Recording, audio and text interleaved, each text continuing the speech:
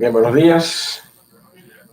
Nuevamente damos gracias al Señor y damos la bienvenida a cada una de las personas que no hemos tenido la oportunidad de saludar todavía de manera, ¿verdad?, cercana. Desde aquí damos la bienvenida a los hermanos que han llegado ya un poquito más tarde, pero también a los hermanos que se han conectado un poquito más tarde. Y estamos todos aquí en este momento, ¿verdad?, dispuestos para ser ministrados por su palabra. Mis amados, acompáñenme, por favor, al Evangelio de Marcos. Vamos a tener una breve lectura de introducción, una breve lectura en el Evangelio de San Marcos. Y si hay alguien aquí que carezca de Biblia, yo quisiera que por favor, allá atrás, a Keuris y su invitada, por favor, gracias. Yo quisiera que vayamos allí al Evangelio de Marcos. Evangelio de Marcos. Jorge, si tú ves que ellos necesitan que se les ayude con las referencias, te voy a agradecer que por favor también nos asistas por ahí. Mis hermanos, porque nuestro interés es que la palabra sea, ¿verdad?, la que habla de nuestros corazones, ¿verdad que sí? Ese es nuestro interés. Nosotros queremos que usted ponga atención a la predicación de la palabra, pero a fin de cuentas, usted y yo tenemos la palabra de Dios en las manos. Por eso es que queremos dirigirle a ella. Marcos 8, verso 14. Marcos 8, verso 14 es la porción que nos va a servir en esta mañana como introducción. Hasta el verso 21. Y dice la palabra de Dios allí, Marcos 8, 14. Habían olvidado de traer pan y no tenían sino un pan consigo en la barca. Y él les mandó diciendo, mirad, guardaos de la levadura de los fariseos y de la levadura de Herodes. Y discutían entre sí, diciendo, eso es porque no trajimos pan. Eso es porque no trajimos pan, que el Señor nos está hablando de que nos cuidemos de la levadura de los fariseos y de la levadura de Herodes. Y entendiéndolo Jesús les dijo, ¿qué discutís porque no tenéis pan? ¿Qué es lo que ustedes están hablando? En pocas palabras, ¿qué es lo que ustedes están hablando? ¿No entendéis ni comprendéis? ¿Aún tenéis endurecido vuestro corazón? Teniendo ojos, ¿no veis? Y teniendo oídos, ¿no oís? Y miren lo que dice allí, mi hermano, al final del verso 18. ¿Qué dice? ¿Usted está conmigo?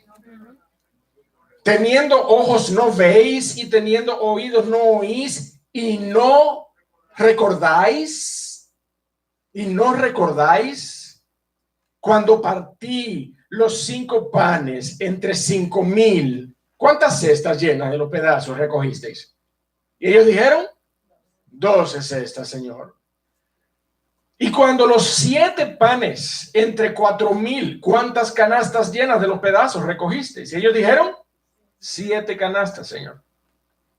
Y les dijo, ¿cómo entonces es que aún no entendéis? Mi amado, la porción que nos ocupará en esta mañana es una hermosísima porción. Cuando usted y yo estemos delante de ella, es posible que usted me diga, pastor, pero ya nosotros vimos esa porción. Ya nosotros vimos ese episodio. ¿Qué es lo nuevo que usted puede predicarnos acerca de esa porción? Si ya lo vimos al Señor alimentando a 7,000 personas, a 5,000 personas en un momento dado, con 7 panes. Bueno, déjeme decirle, es el mismo contexto, pero no es el mismo episodio. ¿Usted me entiende?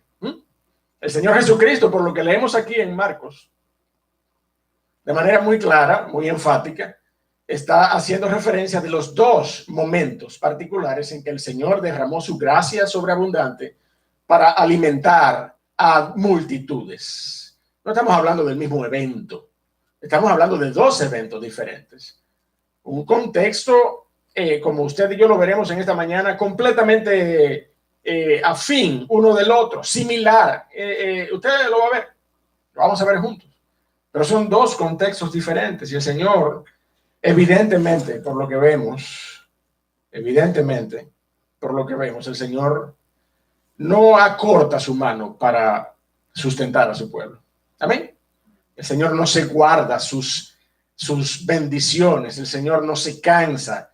Las misericordias del Señor, usted y yo sabemos que se renuevan cada mañana para favor de nosotros. Por eso usted y yo vemos al Señor nuevamente involucrarse con la multitud en un proceso de gracia abundante para sostenerles, para animarles, para sustentarles, a pesar de que, mis hermanos, a pesar de que el Señor sabía que la primera multitud, cuando fue a buscarle de nuevo, le buscaba por el pan. ¿Usted me entiende lo que quiero decir? Le buscaba por el pan. No porque quisieran tener una relación personal con el pan de vida, con Cristo Jesús. Y él lo sabía. Con todo, nosotros vemos al Señor nuevamente involucrarse en un proceso de gracia, de bendición que sobreabunda para con aquellos que tienen necesidad. Así que, mis amados, de eso se trata nuestra porción en esta mañana. El mensaje que el Señor ha puesto en nuestros corazones se trata de mostrarnos a un Dios, mi amado hermano, que es un Dios vivo, un Dios personal, un Dios que es el Dios de los momentos especiales y de los portentos asombrosos, pero también es ese Dios del día a día, el Dios de nuestras necesidades cotidianas, el Dios de nuestras necesidades recurrentes. Ese es el Dios que nosotros creemos, es el Dios que la palabra de Dios nos muestra de manera especial. Si usted ve porciones, no le digo en este momento que vaya allí, pero si usted quiere, tome la referencia con un lápiz allí en su Biblia, escríbalo en una esquinita allí para que después lo busque. Job, capítulo 38, es una porción maravillosa, rica, riquísima, en evidencias de ese Dios, que es el Dios de los portentos, pero también es el Dios de la cotidianidad y es el Dios de las cosas menudas, de las cosas pequeñas, que sirven también para nuestro sustento. Ese es el Dios que allí en Job 38 se presenta como el Dios de los abismos, el Dios del fundamento de los cielos, el Dios de las columnas de la tierra, el Dios de las profundidades de donde emanan los mares. Es ese Dios. Pero también es el Dios allí en Job 38, el Dios de los copos de la nieve. ¿Usted me entiende? El Dios de las cosas pequeñas, el Dios de las cosas menudas y el Dios que se deleita en atender las necesidades de su creación como cosa cotidiana. En Job 38 nosotros podemos ver que es el Dios que alimenta a los leoncillos y es el Dios que alimenta a los cuervos. El mismo Dios soberano, el Dios de las necesidades cotidianas, mi amado hermano. Por eso que usted y yo oramos como oramos. ¿Usted me entiende? ¿Cómo oramos nosotros? El pan nuestro de cada día, dánoslo hoy. ¿Usted me entiende ya? Ese es el Dios al que nosotros nos dirigimos. El Dios que es capaz de sustentarnos día a día. Mire, nosotros sostenemos una cosmovisión teísta de Dios. Una cosmovisión teísta de Dios, en la cual concebimos a un Dios que creó, pero es un Dios personal, que se mantiene cercano a su creación. ¿Usted me entiende? Que se mantiene cercano a su creación, proveyendo a su creación, sustentando a su creación. Ese es el Dios en que creemos y esa es nuestra visión. Esa es la visión bíblica. Así es que vemos a Dios en la Biblia. No vemos al Dios como lo ven algunos científicos que no quieren renegar de Dios, pero quieren darle preponderancia a la creación y entonces tienen una visión deísta, no teísta. Una visión deísta de Dios, donde conciben a Dios, sí, como el creador, pero ¿sabes qué? Dios creó y dejó al mundo que se desarrollara conforme a su propio diseño. A fin de cuentas, terminan alabando más la creación que al creador. ¿Usted me entiende? Argumentando que el diseño es suficiente para que la creación continúe desarrollándose, no miran al Dios que continúa cercano a su creación día tras día. Por eso es que en esta mañana yo quisiera predicar acerca de ese Dios sustentador, proveedor, ese Dios que tiene cuidado, que es tierno, que tiene atención a nuestras necesidades, al detalle de nuestras necesidades, aun cuando ya en otro momento se vio a ese mismo Dios proveyendo de la misma manera a multitudes. Y eso es, mi amado hermano, lo que nosotros vamos a ver en esta mañana, a ese Dios en la persona de Cristo. Porque siendo Cristo quien es Dios encarnado, no podía ser menos. El Señor Jesucristo fue una vez y para siempre a la cruz del Calvario, ¿sí o no? ¿Sí o no? Pero se mantiene perdonándonos día tras día en nuestras vidas. Amén. Día tras día el Señor nos perdona. Día tras día el Señor tiene gracia y misericordia para perdonarnos. Aunque fue a la cruz una vez y para siempre. No se mantiene siendo sacrificado delante de un altar. No, el Señor Jesucristo fue a la cruz una vez y para siempre y fue suficiente. Fue suficiente. El detalle de su expiación lo dice. Una vez y para siempre significa que fue suficiente y que es efectivo y suficiente para el perdón de nuestros pecados. Pero día a día usted y yo necesitamos ese perdón. Día a día.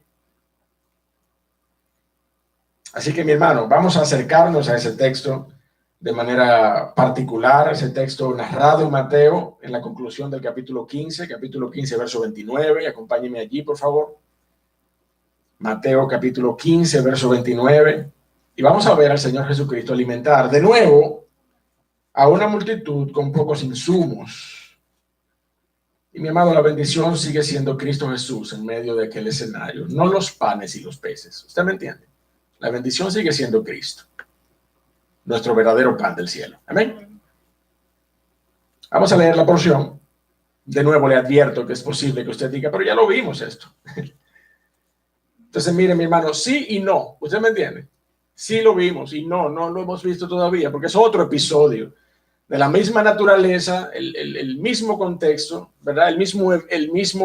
Las mismas situaciones se dieron allí, pero es otro episodio, otro evento. El Señor Jesucristo nuevamente, ¿verdad? Dispone su corazón, su misericordia, su corazón compasivo para ver las necesidades de las multitudes. Mire, y enternecerse en su corazón y decir, son como ovejas que no tienen pastor. Vamos a verlo, Mateo 15, verso 29, y luego oramos y pasamos al análisis de la porción en esta mañana. Mateo 15, verso 29. Pasó Jesús de allí y vino junto al mar de Galilea, y subiendo al monte se sentó allí, y se le acercó mucha gente que traía consigo a cojos, ciegos, mudos, mancos y otros muchos enfermos, y los ponían a los pies de Jesús. ¿Y qué dice? Y los sanó. De manera que la multitud se maravillaba viendo a los mudos hablar, a los mancos sanados, a los cojos andar y a los ciegos ver. ¿Y qué hacían? Y glorificaban al Dios de Israel. Y Jesús, llamando a sus discípulos, dijo, tengo compasión de la gente, porque ya hace 3 días que están conmigo y no tienen qué comer.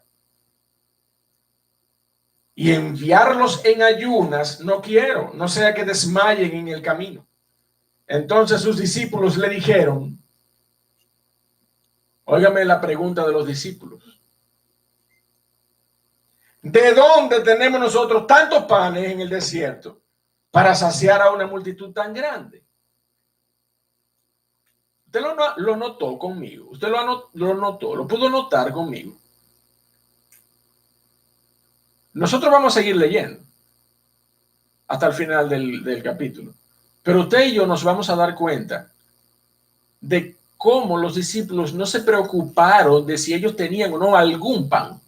No, ellos se preocuparon de que no tenían tantos panes. ¿Usted me entiende lo que quiero decir? Usted ve el versículo, ¿verdad que sí? Usted y yo no estamos leyendo en el verso 33 una inquietud y una pregunta que va: ¿de dónde tenemos nosotros panes en el desierto para saciar a una multitud tan grande? Yo lo entendería, pero porque si no hay ni uno, bueno, yo entendería la preocupación, pero fíjense cuál fue la pregunta de ellos. ¿De dónde tenemos nosotros tantos panes en el desierto para saciar a una multitud tan grande? Y vamos a entrar en el análisis del texto, pero yo no puedo contenerme. Es increíble la naturaleza del corazón de estos hombres. Usted me sigue, habiendo experimentado exactamente lo mismo, y óigame, con una multitud mayor y con menos recursos. Y mire lo que dice la porción. ¿De dónde tenemos nosotros tantos panes en el desierto para saciar a una multitud tan grande? Jesús les dijo: ¿cuántos panes tenéis? Y ellos dijeron: 7 panes y unos pocos pececillos. Y mandó a la multitud que se recostase en tierra. Y tomando los 7 panes y los peces, dio gracias, los partió y dio a sus discípulos.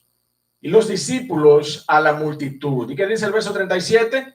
Y comieron todos. Y no solamente comieron, sino que se saciaron. Y no solamente comieron y se saciaron, sino que recogieron lo que sobró de los pedazos. Óigame, 7 canastas llenas. Pastor, pero no se asombre tanto, ya eso ocurrió otra vez. Bueno, pero parece que los discípulos ni se enteraron. A mí sí me asombra, gloria a Dios. A mí sí me asombra que el Señor Jesucristo continúe derramando gracia sobre la gente de esta manera, como la palabra de Dios lo describe. ¿Y por qué no? También me asombra la dureza del corazón de estos hombres. ¿De dónde tenemos nosotros tantos panes en el desierto? Pero ellos comieron todos, se saciaron y recogieron lo que sobró de los pedazos, 7 canastas llenas. Y eran los que habían comido, óigame cuántos, 4,000 hombres, sin contar las mujeres y los niños. Entonces, despedida la gente, entró en la barca y vino a la región de Magdala. Padre, gracias te damos por tu palabra. Gracias, Señor, por la oportunidad. Gracias por tu paciencia. Gracias por tu misericordia para con tu pueblo. Gracias, oh Señor, por utilizar a este insuficiente siervo tuyo, oh Dios del cielo, para que la iglesia sea alimentada con tu palabra en esta mañana. No somos dignos ninguno de nosotros, oh Dios, de estar delante del tesoro de tu palabra y ser instruidos por ella. Pero por medio de la obra de la cruz, por medio de Cristo, por medio de esa obra imperceptible que hiciste en nuestros corazones, nos has atraído primero a sus pies para salvación y luego a la congregación de los santos para que seamos alimentados como un cuerpo. Por todo eso, Dios, te damos gracias en el nombre de Jesús. Amén. El Señor Jesucristo, mi amado hermano, ya lo habíamos dicho hace un momento, el Señor Jesucristo fue a la cruz una vez y para siempre. Pero el Señor sigue perdonando al pecador que viene arrepentido delante de él. Sigue perdonando al pecador que viene arrepentido a los pies de Cristo. Porque la necesidad sigue ahí, mi hermano. ¿Usted me entiende? La necesidad de perdón sigue presente, no solamente en el mundo que no ha creído. La necesidad de perdón también sigue en medio de la iglesia, ¿o no? La necesidad del perdón de Dios por medio de Cristo sigue presente en medio del cristiano. Y sigue presente, evidentemente, sigue presente en el mundo que no ha conocido a Cristo. Y hay una necesidad más imperiosa, más urgente, que es la necesidad de recibir a Cristo Jesús para salvación. Y yo insisto, esa necesidad sigue presente porque mientras haya gente, mientras nazcan almas en este mundo, hay una necesidad de Cristo Jesús. Hay una necesidad de perdón. Hay una necesidad de que el evangelio sea predicado. Mientras hayan personas en este mundo, esa necesidad se mantiene. Y déjeme decirle, yo digo esto con cuidado porque yo no quiero traer nada alado por los pelos.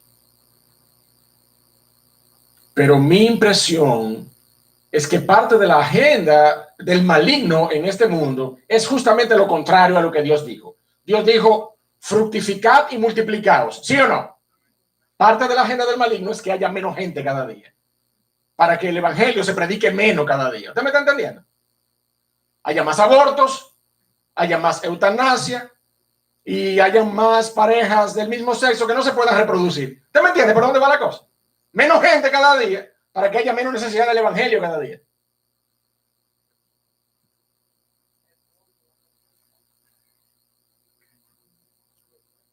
Entonces, no quiero traer el tema al lado por los cabellos, pero la realidad es que la voluntad de Dios es que el evangelio corra y se predique a mucha gente, ¿sí o no?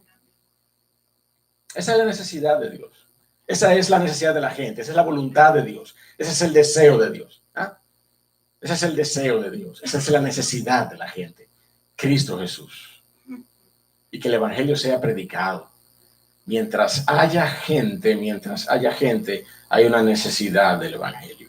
Y esto, mi amado hermano, no tiene un origen filosófico. La palabra de Dios nos dice que mientras haya simiente, mientras haya sementera, mientras haya cultivo, mientras haya siega.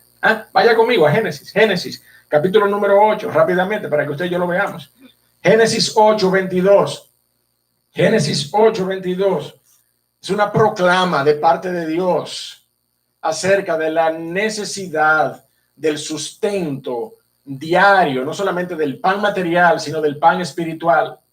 Génesis 8:22, mientras la tierra permanezca, eso no es lo que dice allí, mientras la tierra permanezca, no cesarán la sementera y la siega, el frío y el calor, el verano y el invierno, el día y la noche. Mientras haya personas, mi amado hermano, el evangelio se seguirá predicando. Y se necesita el perdón de Dios para los hombres. El Señor continúa su obra y la Biblia nos repara en reiterar todas las veces que continuamente el Señor sanó a los ciegos, a los cojos, a los mancos, a los endemoniados. Es decir, mi amado hermano, la Biblia no es un libro que define o resume tipológicamente los tipos de pecados y nos ofrece allí una representación de los tipos de pecado. No, la Biblia es un registro histórico detallado de la obra de Cristo, ciertamente no extensiva en lo absoluto, porque el mismo apóstol Juan dice, si yo escribiera aquí las cosas que el Señor Jesucristo dijo y hizo, me faltarían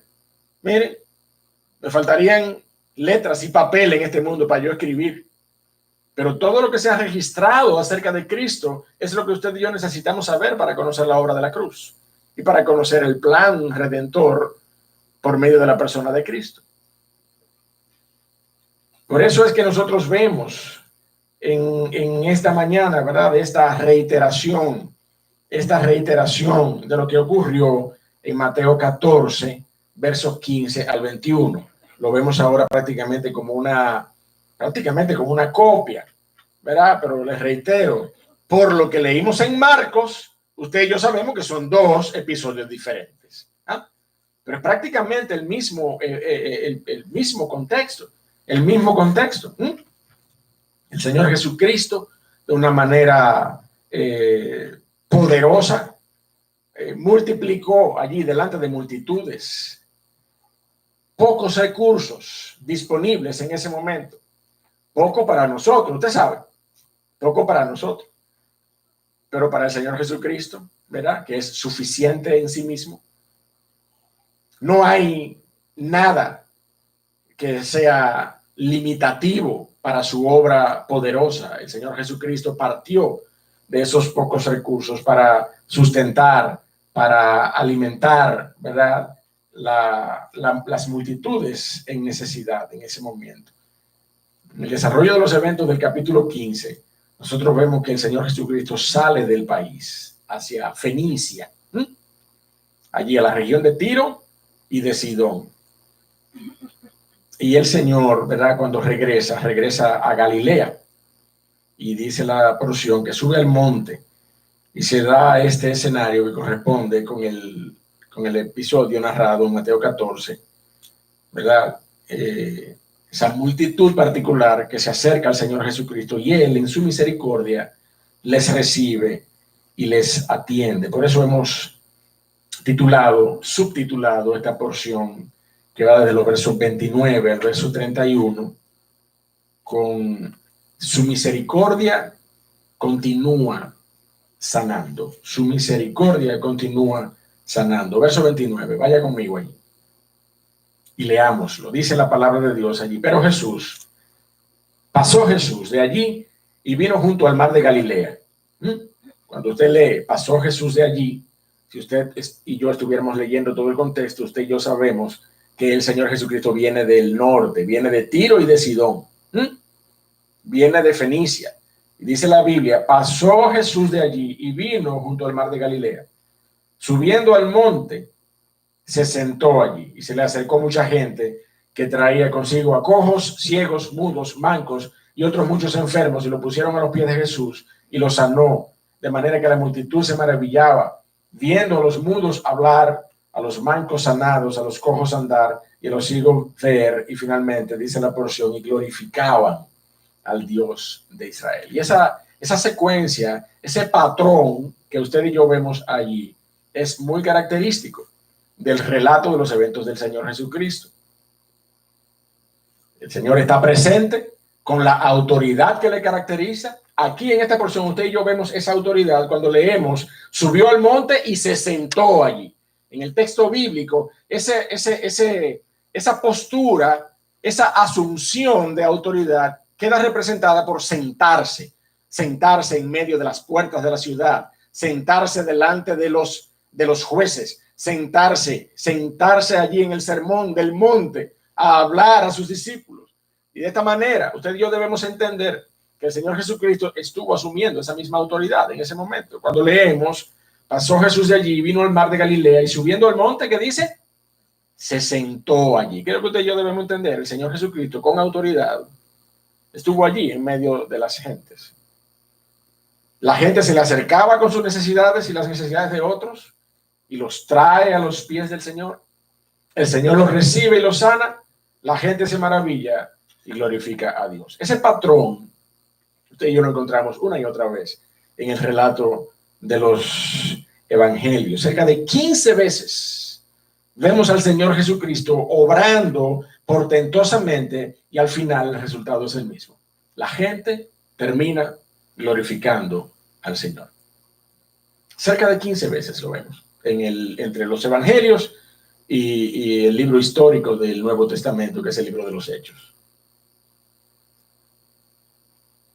Como si después que nosotros vemos a Dios obrar, lo que nosotros debiéramos hacer es eso: glorificar al Dios de los cielos. ¿Verdad que sí? Eso es lo que usted y yo tenemos que hacer hoy. Eso es lo que usted y yo tenemos que hacer hoy cuando vemos al Señor Jesucristo obrar el milagro que ha mantenido su continuidad en los tiempos. Es el milagro de la transformación de los corazones. Amén. Cuando usted y yo vemos a alguien que ha confesado a Cristo, a una persona que ha declarado haber nacido de nuevo, que se ha convertido a Cristo, que ha entregado su corazón a Cristo, y aunque usted lo ve todavía nuevo en la fe, inmaduro en la fe, pero ha declarado que confía en la obra de Cristo y que está dispuesto a ser enseñado en los caminos del Señor, usted y yo debiéramos glorificar al Dios de los cielos. Usted y yo debiéramos glorificar al Dios de los cielos, porque ese es el milagro que el Señor se mantiene haciendo en medio de nuestro. Ese es el milagro que el Señor todavía hace, transformar los corazones. Y si nosotros vemos que en esa cantidad de registro bíblico, vez tras vez, 15 veces. Vemos a la gente hacer lo mismo. Ven al Señor obrando, glorifiquen al Dios de los cielos. Si usted y yo vemos hoy al Señor obrando en la vida de una persona, glorifique a Dios. Dé gloria a Dios y dé gracias a Dios por lo que Él ha hecho soberanamente en el corazón de las personas. Mire, no vea cuánto le falta a esa persona para llegar a la estatura de la plenitud de Cristo. ¿Usted me está entendiendo? No vea eso. Glorifique a Dios y después ocúpese en discipular a esa persona. ¿Usted me entiende? Eso es lo que usted y yo debemos hacer. Usted y yo debemos dar gracias a Dios. Gloria a Dios. Gloria a Dios. Yo he encontrado personas que me dicen, pastor, vamos a darle tiempo a esa persona. Mi hermano, gloria a Dios. Lo primero, gloria a Dios. Gloria a Dios, Él es el que sabe. Yo no conozco los corazones. Yo no conozco los corazones. Evidentemente, luego yo tendré todo el derecho de decir, usted sabe, de por lo menos plegar la cara cuando yo no vea el fruto o vea fruto de otra cosa que no sea de arrepentimiento. Por lo menos plegar la cara, tendré el derecho, ¿sí o no? Posteriormente. Posteriormente, cuando yo vea que esa persona no camina conforme a la palabra de Dios, a lo mejor yo me voy a acercar a esa persona. Y usted tiene que hacer lo mismo también si usted es cercano de esa persona. Hermana, mi hermano, yo te llamo hermano porque tú confesaste a Cristo, pero eso no es de un creyente. Esa actitud no es de un creyente. Mira lo que dice la Biblia. Pero en inicio, mi hermano, mire, gloria a Dios. Gloria a Dios. Yo prefiero pasar por ingenuo, como dicen los gringos, naive. No es así que dicen los gringos, Esperanza. I'd rather be naive in front of someone that confess the Lord. Yo prefiero ser un ingenuo delante de una persona que confiesa a Cristo. Y no una persona que no le dé gloria a Dios por lo que Él ha hecho en el corazón de la gente. Pastor, es que usted no está seguro. Yo lo que veo aquí es que Dios obra en el corazón de la persona confiesa a Cristo y yo tengo que dar gloria a Dios. Ya después de ahí, lo que sucede es parte de nuestra labor como discipuladores de esa alma, como responsables de mostrar a Cristo a esa persona para que pueda crecer hasta la estatura de su plenitud. Pero mire algo más acerca de esta pequeña porción introductoria que nos coloca, ¿verdad?, en ese cuadro donde el Señor Jesucristo recibe allí a una multitud que luego va creciendo, y que Él ante todo está sanando. Eso es lo primero que Él hace. Eso fue lo primero que nosotros vimos en Mateo capítulo 14, cuando allí en el verso 13 y 14 el Señor Jesucristo estaba sanando a las personas. Y luego el Señor alimentó a las multitudes. Bueno, pues es lo mismo exactamente aquí en el capítulo 15. Pero déjeme decirle algo, mi hermano, antes de pasar al verso 32. Siempre es hermoso poder ver el poder de atracción del Señor Jesucristo. Eso es lo que leemos en la porción, ¿verdad? Y se le acercó mucha gente.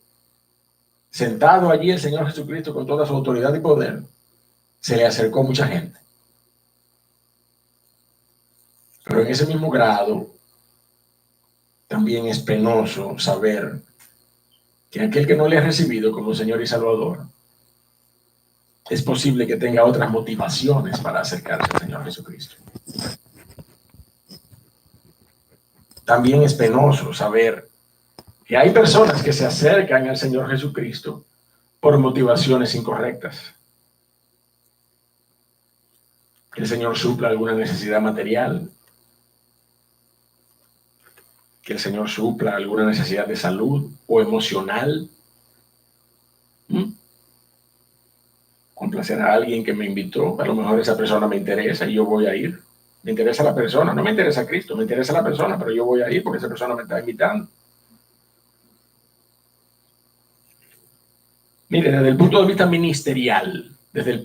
ministerial, eso no está mal.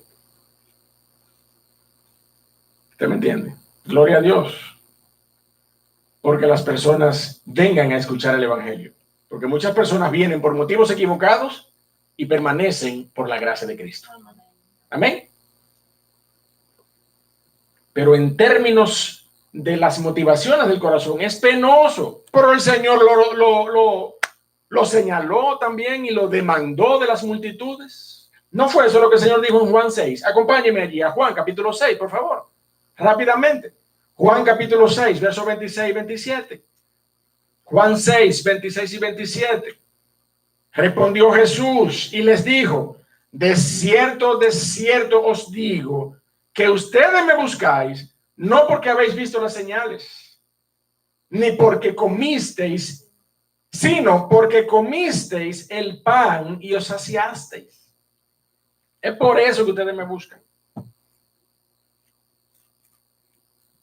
Y el verso 27, mi amado hermano, contiene la exhortación, mire, se lo digo desde ya, con la que nosotros estaremos concluyendo en esta mañana. Trabajad no por la comida que perece, sino por la comida que a vida eterna permanece, la cual el Hijo del Hombre os dará, porque a este señaló Dios el Padre para que se la diera a los arrepentidos de sus pecados y de su condición de pecado. Todo aquel que venga a los pies de Cristo, dice la palabra de Dios, yo no le echo fuera.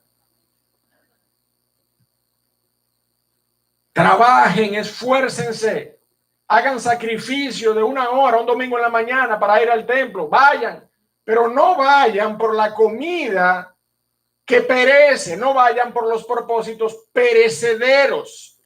No vayan necesariamente para satisfacer a alguien o para que el Señor le supla una necesidad material o que usted tiene un diagnóstico, mire, de cuidado. Ay, pues yo quiero comenzar a ir a la iglesia. Bueno, mira, está bien, gloria a Dios. Ya yo lo dije, yo no me quiero cantar ni llorar. Yo lo que estoy diciendo es que en términos ministeriales, eso está bien. Eso está bien, porque cualquier persona puede venir por motivos incorrectos y el Señor puede obrar a través de la palabra. Pero yo hablo al corazón de la gente. Yo hablo al corazón de las personas en este momento.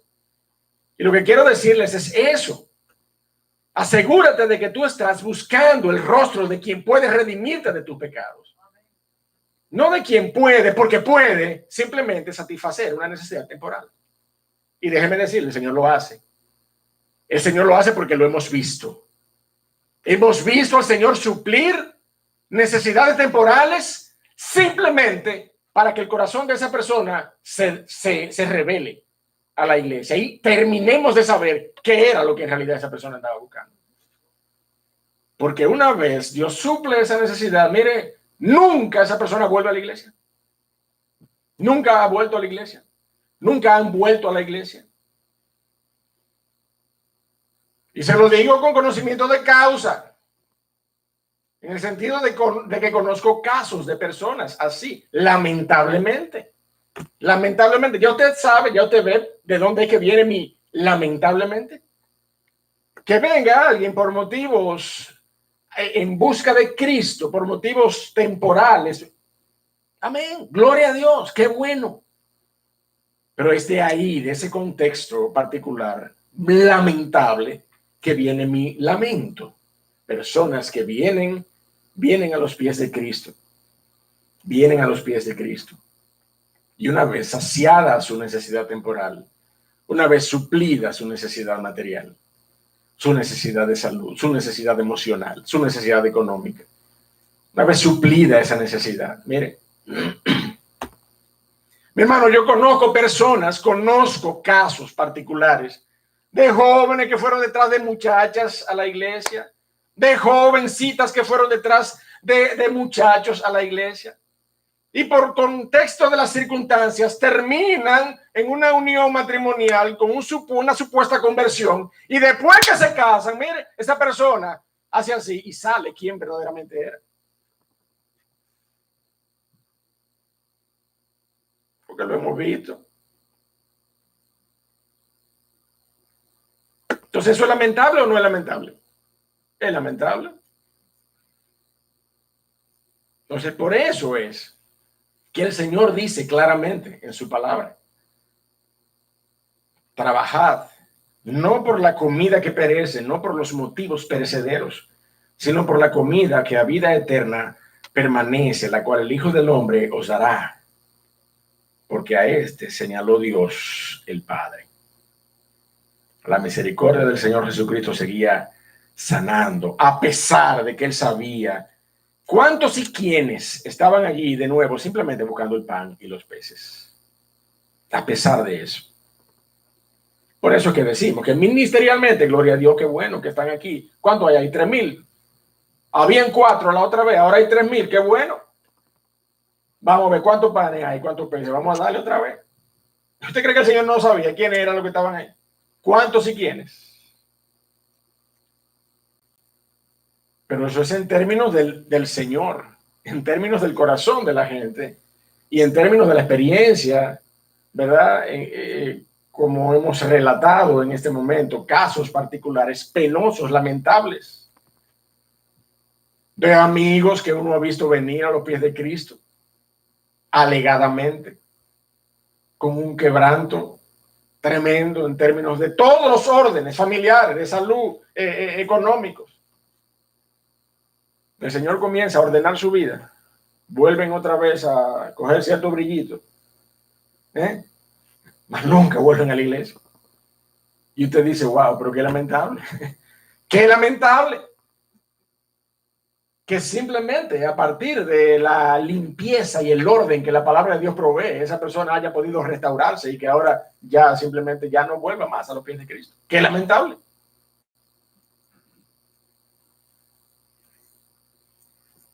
Verso 32. Verso 32. Su misericordia seguía en operación, sanando, pero también su compasión seguía cuidando las almas y los corazones. Dice el verso 32.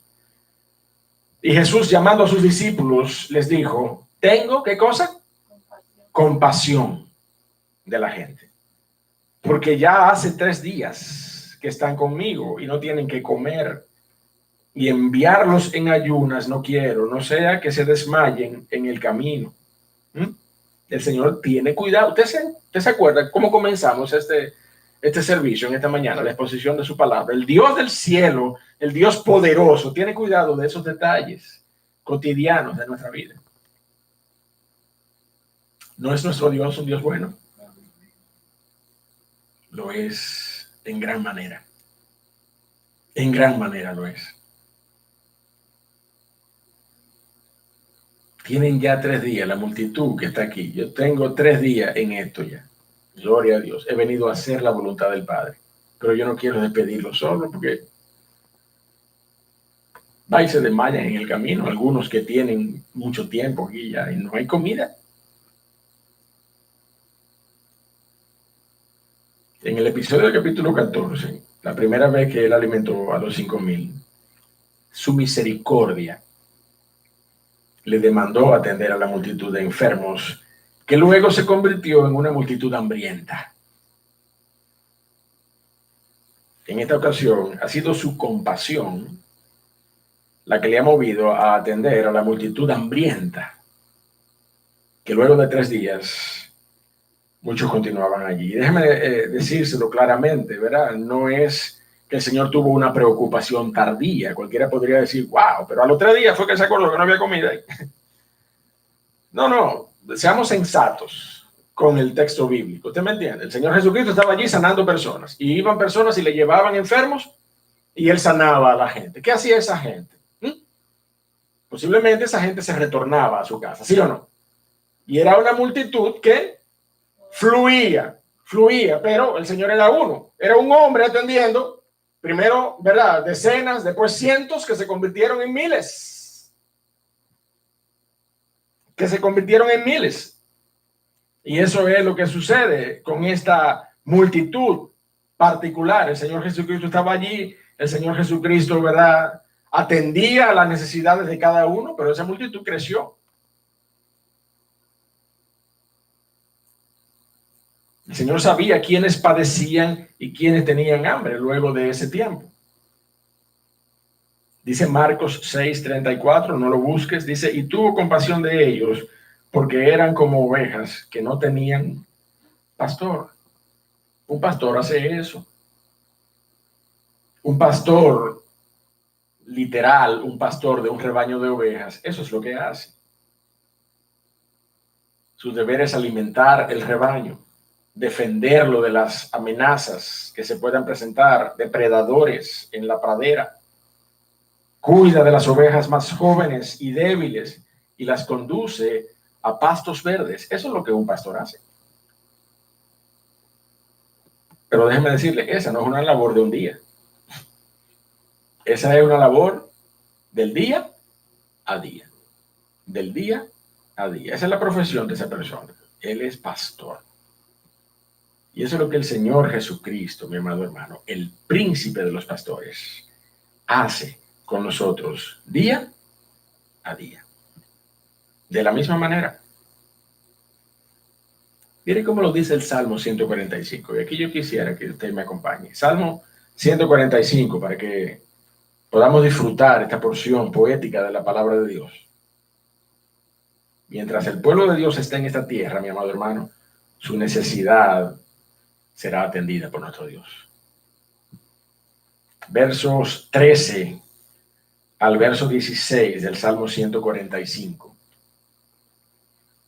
Tu reino es reino de todos los siglos, y tu señorío en todas las generaciones. ¿Cómo dice el verso 14? ¿Cómo dice?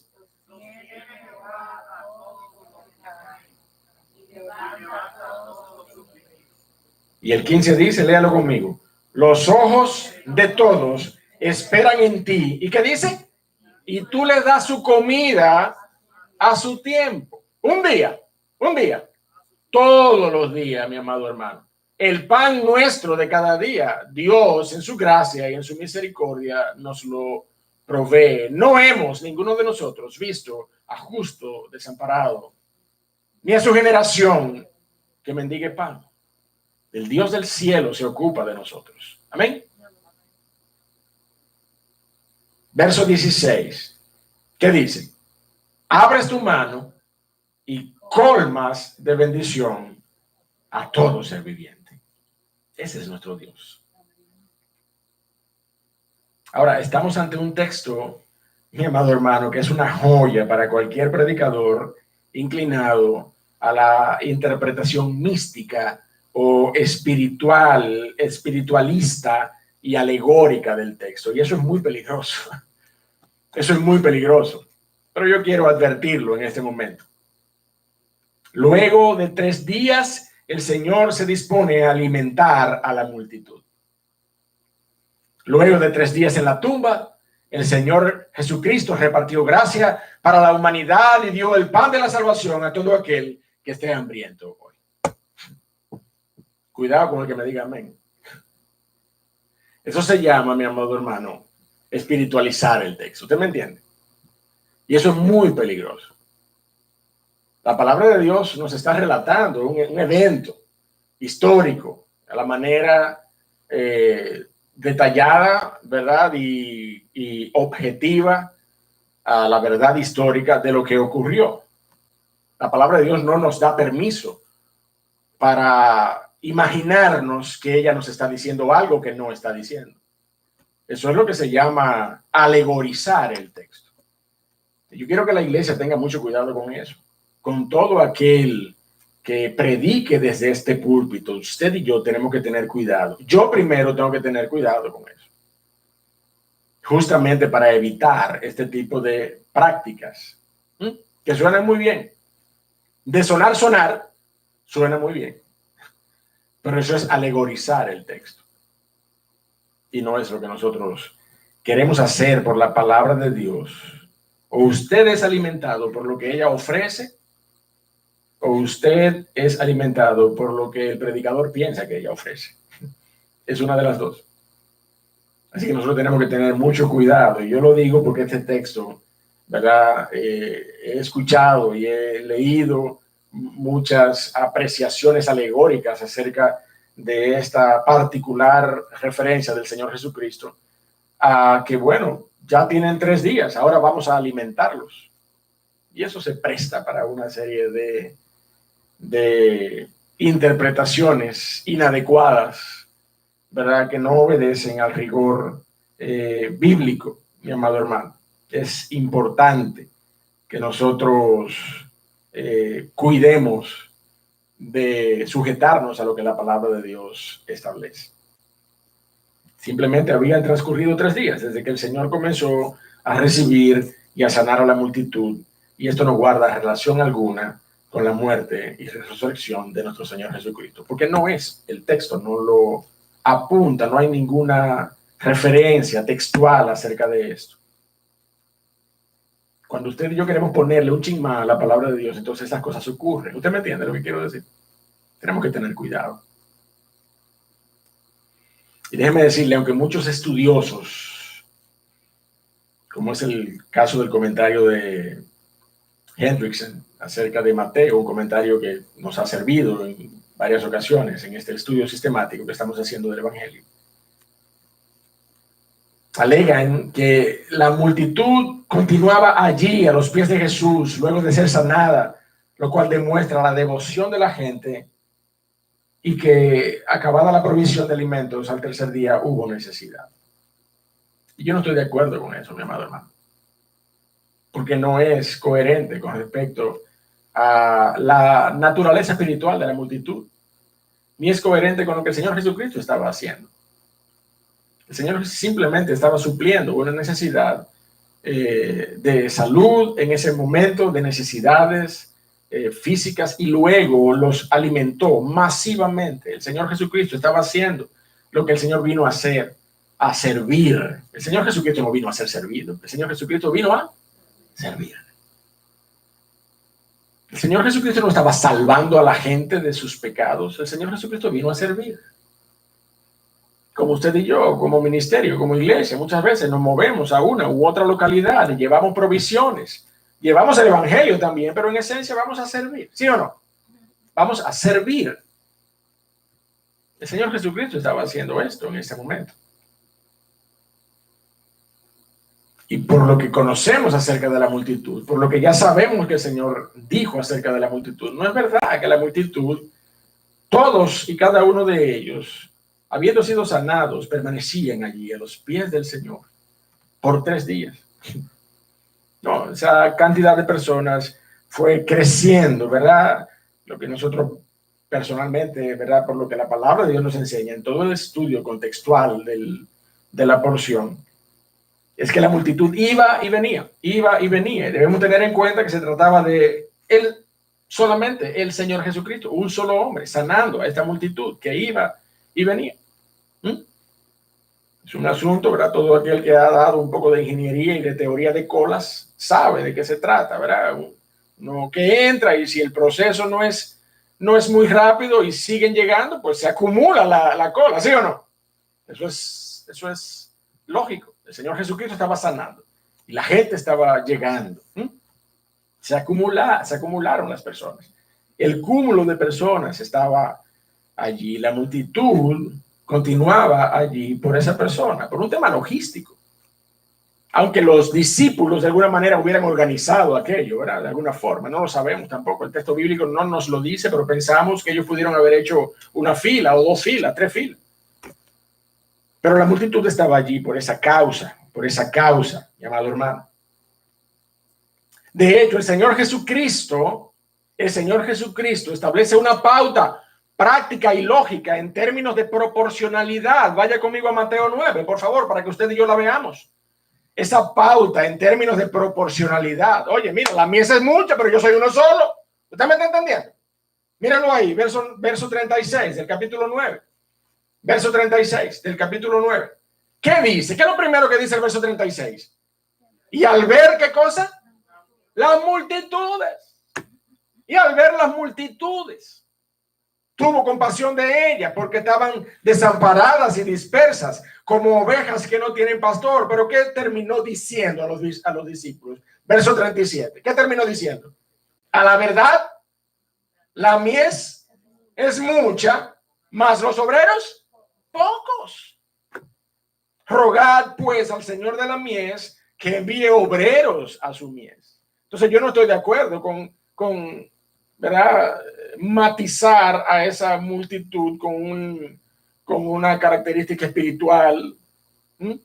Se quedaron allí 3 días, fueron sanados y permanecieron con el Señor. Yo no creo, mi amado hermano, yo creo que esto fue un tema logístico. Había una multitud abundante que se acumuló delante del Señor. Lo que sí es cierto, mi amado, es que su misericordia estaba presente, su compasión seguía teniendo el cuidado debido con la multitud, y déjeme decirle, su paciencia seguía tolerando de alguna manera a sus discípulos. Verso 33, verso 33. El Señor sabía que estaba en un proceso de equipar a sus discípulos. Por eso su paciencia seguía presente en medio de ellos. Verso 33. Entonces sus discípulos le dijeron, ¿de dónde tenemos nosotros tantos panes en el desierto para saciar a una multitud tan grande? Y Jesús les dijo, ¿cuántos panes tenéis? Y ellos dijeron, 7 y unos pocos pececillos. Y mandó a la multitud que se recostase en la tierra, y tomando los 7 panes y los peces, dio gracias, los partió y dio a sus discípulos, y los discípulos a la multitud.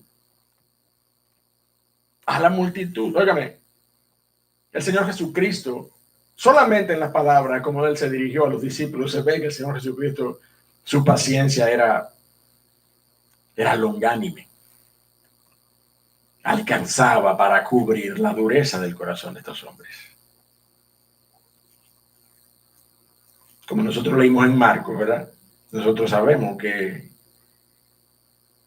el propio Señor llegó a acusar a sus discípulos de no solamente no comprender ni entender sus enseñanzas por la dureza del corazón de ellos, sino que los acusó de tener ojos y no ver, de tener oídos y no oír. Y les acusó también de no recordar. Óigame, si ellos estuvieran leyendo su vida en un rollo, en un libro, ellos se hubieran dado cuenta que era simplemente en el capítulo previo que estaba el evento donde el Señor Jesucristo hizo lo mismo. Lo mismo. Fue solamente en el capítulo 14, no han transcurrido varios capítulos, fue solamente en el capítulo 14 cuando el Señor Jesucristo, de la misma manera, con poder, alimentó a multitudes. Y eso en términos textuales, ¿verdad? En términos cronológicos, ¿qué es lo que tú y yo podemos entender? Lo que usted y yo podemos entender, así, haciendo un análisis brevísimo en el texto bíblico, en el relato bíblico, es que el Señor Jesucristo, en ese relato de Mateo 14, estuvo con la multitud, ¿verdad? Y despidió a los discípulos, ¿verdad que sí? Yo ahora voy a probar, a ver si usted se acuerda de lo que hemos visto en el texto, ¿verdad? Desde Mateo 14 hasta acá. El Señor despidió a los discípulos, ¿verdad que sí? Y los mandó en una barca hacia la otra orilla, hacia la costa, ¿verdad? Vamos a decir occidental del mar de Galilea, hacia el oeste. ¿Ah? Entonces el Señor se quedó orando, ¿verdad que sí?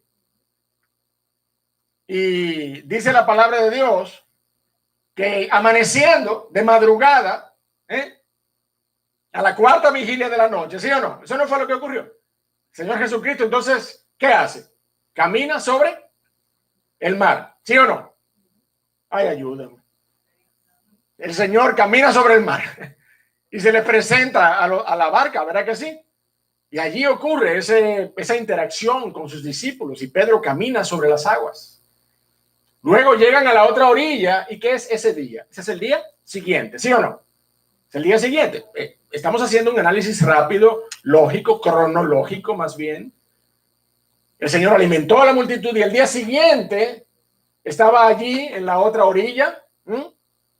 ¿Y qué fue lo que pasó en el capítulo 15? ¿Qué es lo que nosotros encontramos comenzando el capítulo 15? Que fue confrontado por escribas y fariseos acerca de lavarse las manos, ¿sí o no? ¿Lo recuerda usted?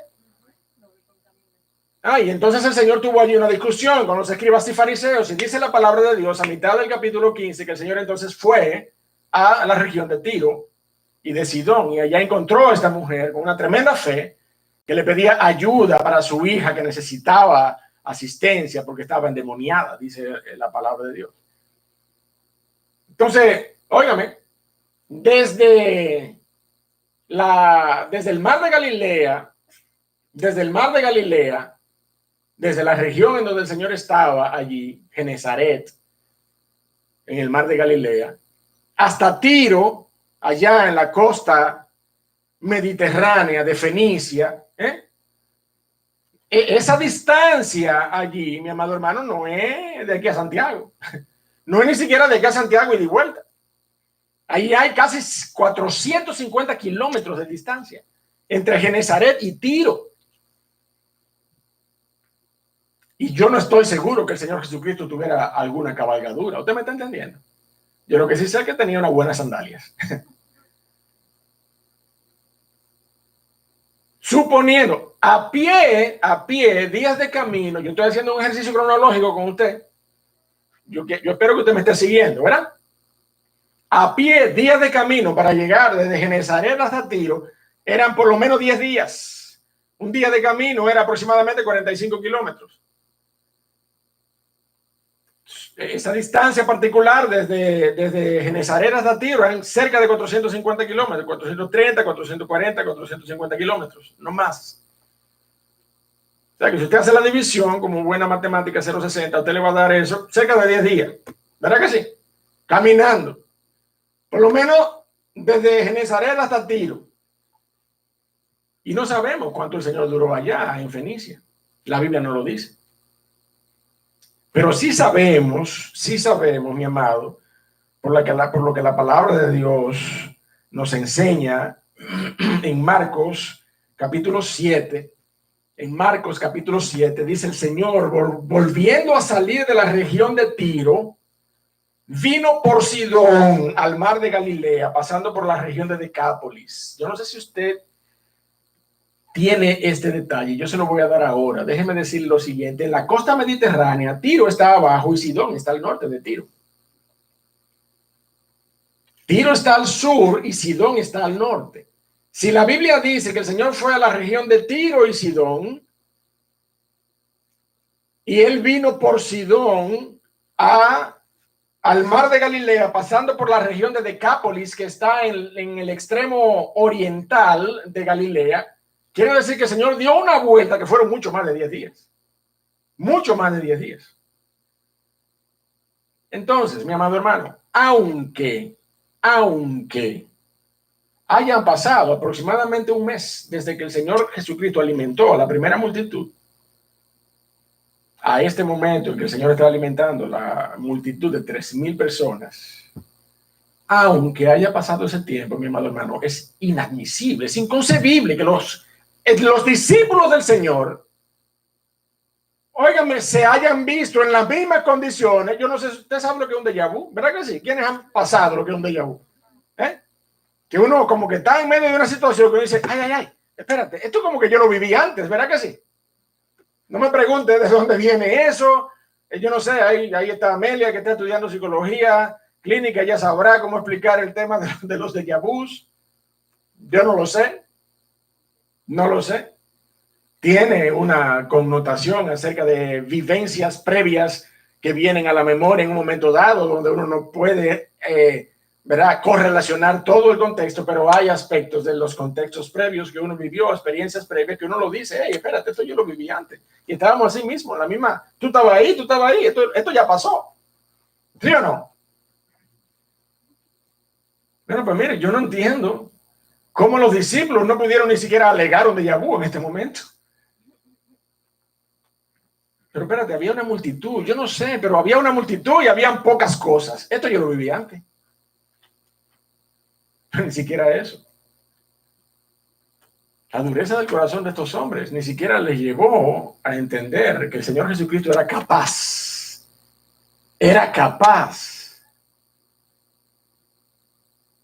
de alimentar, óigame, mi hermano, óigame esto, de alimentar a una multitud menor con mayores recursos que la vez pasada. ¿Usted me está entendiendo? La vez pasada eran 5,000 personas. Ahora eran 4,000 personas. ¿Cómo que dice el texto?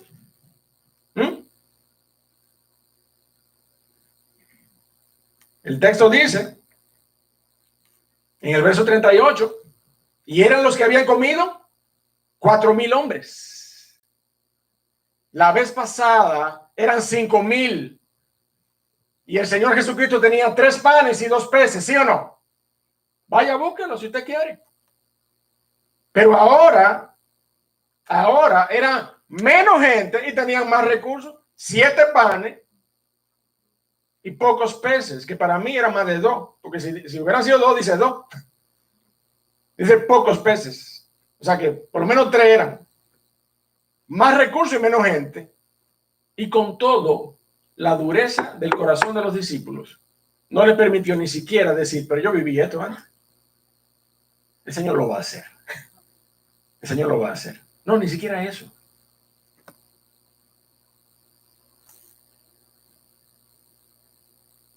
Mire, mi hermano, si tú estás caminando con Cristo, si tú, que eres el que estás caminando con Cristo, con la responsabilidad que la palabra de Dios nos otorga para ser embajadores del reino de los cielos, no tenemos la fe para saber que el Señor hará el resultado de lo que tú y yo hagamos en la construcción del reino de los cielos, en la expansión del reino de los cielos, no glorificará al Dios de los cielos. Si tú y yo, que somos los que estamos caminando con el Señor, no tenemos la fe suficiente para entender que el Señor terminará haciendo su voluntad, para entender que el Señor hará. Óyeme, déjame decirte esto. Cuando tú y yo salimos contratados, cuando salíamos contratados, ya yo no sé cómo es que vamos a salir contratados a abordar a la gente, pero cuando tú y yo solíamos salir contratados a abordar a las personas, muchas veces por el contexto de la comunidad particular decíamos, bueno, tendremos poco éxito hoy. ¿Sí o no? A lo mejor a veces uno decía, ¿verdad? Tendremos poco éxito hoy porque esa gente ahí hay un músico. Todo eso es un musicón, un colmadón, una banca, una beventina. Tendremos poco éxito hoy. Si así es la fe tuya y mía, cuando llevamos el evangelio que transforma los corazones, entonces tú y yo no estaremos expandiendo, extendiendo el reino de los cielos de manera que su nombre sea glorificado. Estaremos en la misma posición de estos discípulos que, viendo la forma en que el Señor Jesucristo obró, a lo mejor simplemente un mes antes, hoy estemos diciendo, ¿no? Pero ¿y quién tiene tanto pan en el desierto para alimentar a esta multitud? ¿Y qué mensaje es el que yo tengo que va a cambiar a esta gente y va a transformar los corazones de esta gente mundana que lo que vive es entregada al pecado en sus corazones? Mi hermano, el evangelio que tú y yo recibimos para que sea predicado es capaz de transformar los corazones. Es capaz de transformar los corazones porque el Señor Jesucristo ya lo ha hecho. Ya lo ha hecho en tu vida, ya lo ha hecho en la vida de la iglesia a través de estos siglos que han transcurrido y lo seguirá haciendo hasta el día de Cristo. De manera que tú y yo, mi amado hermano, debemos entender esta realidad, este principio que transpira a través de este relato particular de discípulos que ni siquiera fueron capaces de identificar el contexto donde el Señor Jesucristo ya había obrado de la manera en que obró. Por eso que yo digo, mi hermano, que el Señor Jesucristo tiene una paciencia, ¿verdad? La tuvo con el Señor, con sus discípulos, pero hoy la palabra de Dios dice que su longanimidad y paciencia nos guía a nosotros al arrepentimiento. Amén. Mi hermano, la palabra de Dios lo dice claramente. Sin fe es imposible agradar a Dios. Sin fe es imposible agradar a Dios, porque es necesario que el que se acerca a Dios, el que se acerca a Cristo, el que camina con Cristo, es necesario que esa persona crea que le hay y que Él es galardonador de los que le buscan. De manera que usted y yo, cuando vemos estos ejemplos de los discípulos, para que nosotros podamos hacer ajustes en nuestra vida, ¿sí o no? Podamos hacer ajustes en nuestras propias vidas.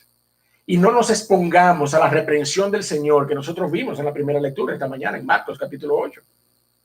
¿Cómo que ustedes son tan insensatos? ¿Qué es lo que ustedes están hablando? Ustedes no se acuerdan que simplemente un breve tiempo antes, ¿cuántas canastas recogieron? ¿Y cuántas canastas recogieron después? ¿Cómo es posible que ustedes no hayan entendido por la dureza de vuestro corazón? Eso es lo que el Señor está diciendo. Esa es la reprensión del Señor ante la dureza del corazón de sus discípulos. Esa es la posición en la que usted y yo como iglesia queremos vernos hoy delante del Señor Jesucristo. Yo no creo. Yo creo que si nosotros tenemos la palabra de Dios es para que nosotros podamos hacer ajustes en nuestras vidas. Yo creo que si el Señor utilizó a esos hombres del primer siglo, a esos hombres con los cuales Él caminó y que luego fueron los apóstoles, a esos primeros hombres que estaban recibiendo palabra de Dios todavía, es para que usted y yo hoy seamos ministrados en las experiencias de esos hombres. Es para que usted y yo hoy entendamos cómo es que debemos caminar con el Señor. Finalmente, mi amado hermano, su poder continúa obrando en medio de nosotros. Verso 37. Y comieron todos y se saciaron y recogieron lo que sobró de los pedazos, 7 canastas llenas. Y eran los que habían comido 4,000 hombres, sin contar las mujeres y los niños. Entonces, despedida la gente, entró en la barca y vino a la región de Magdala. Yo le voy a hacer una pregunta a usted. ¿Usted se acuerda en qué región fue que el Señor Jesucristo hizo el primer milagro de la alimentación de los 5,000? ¿No se acuerda? Yo se lo voy a decir. Betsaida. Está en su Biblia. Está en la mía.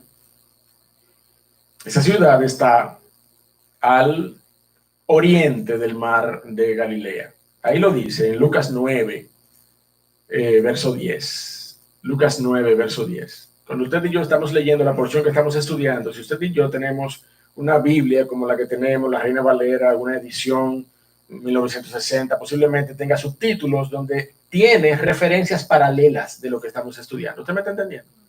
Entonces, cuando usted va, usted busca esa referencia paralela para que usted vea qué dicen otros evangelios acerca del texto que estamos estudiando. Lucas 9, verso 10 dice que era Betsaida, esa región donde el Señor primeramente alimentó a 5,000 personas.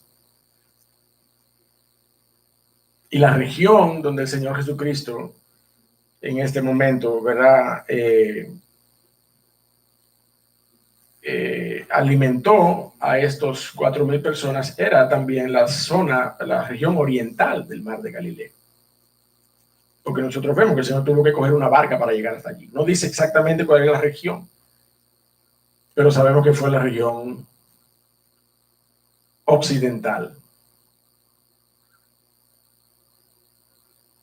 Yo le voy a preguntar, ¿usted cree que había personas allí en el segundo episodio de la alimentación que estuvieron en el primero? ¿Usted cree que pudo haber personas en el segundo episodio de la alimentación masiva que estuvieron en el primero? ¿Qué usted cree? Que sí. Es natural, ¿verdad? La misma región. ¿Verdad que sí? La misma región. El mismo Señor. Poderoso, soberano. Los mismos escasos recursos, aunque la multitud no lo sabía. Lo sabía él y lo sabían los discípulos. Podían haber personas, pero yo no sé si usted y yo lo notamos, fueron menos, ¿sí o no? ¿Verdad que sí, que fueron menos? La primera vez fueron 5,000, ahora esta vez fueron 4,000 personas. El Señor Jesucristo no se ve otra ocasión, una tercera ocasión en la que el Señor, pero nadie sabe si el número se iría reduciendo, yo no lo sé. No tenemos muestras suficientes para ver una tendencia particular en este comportamiento de las masas. Pero primero fueron 5,000 personas, luego fueron 4,000 personas. Yo hubiera esperado que hubiera por lo menos más, o la misma cantidad o más personas, ¿verdad? Porque el boca a boca, ¿verdad que sí? El boca a boca, ¡hey, viene el hombre otra vez!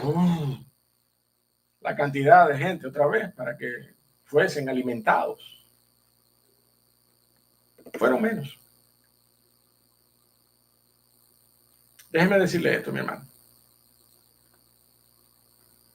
Cuando usted busca al Señor Jesucristo por los motivos incorrectos, usted termina con la misma necesidad, sino mayor con la que vino. Usted no sacia su necesidad y posiblemente su desinterés se incremente cuando usted no busca a Cristo por los motivos apropiados. ¿Usted me entendió? Lo que la palabra de Dios nos está enseñando, mi amado hermano, es que el Señor siempre tendrá un corazón compasivo y misericordioso, aunque Él mismo no pueda ser burlado de nadie. ¿Usted me entiende lo que quiero decir? Pero usted y yo somos los que somos responsables de cuestionar nuestro corazón. ¿Qué es lo que yo hago aquí en esta mañana? ¿Qué es lo que yo estoy haciendo conectado aquí en esta mañana, oyendo esta predicación? ¿Qué es lo que yo estoy buscando del Señor Jesucristo? Es a usted y a mí que nos corresponde hacernos esa pregunta en nuestros corazones.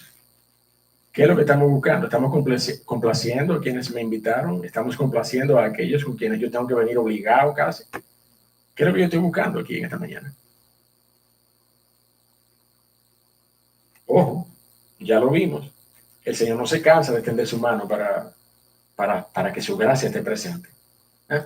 Lo hizo una vez con un reguero de gente. El Señor conocía sus corazones y lo hizo de nuevo. Pero usted y yo en esta mañana, usted y yo somos los que tenemos que preguntarnos en nuestros corazones qué es lo que nosotros hacemos aquí. Es mi intención glorificar a Cristo con mi vida, equiparme con las verdades de la palabra de Dios para glorificar a Cristo con mi vida, o es mi intención cumplir con algo en esta mañana, o cumplir con conectarme. ¿Cuál es mi intención? Ven a Cristo. No vengas a la necesidad que Cristo puede saciarte. Ven a Cristo.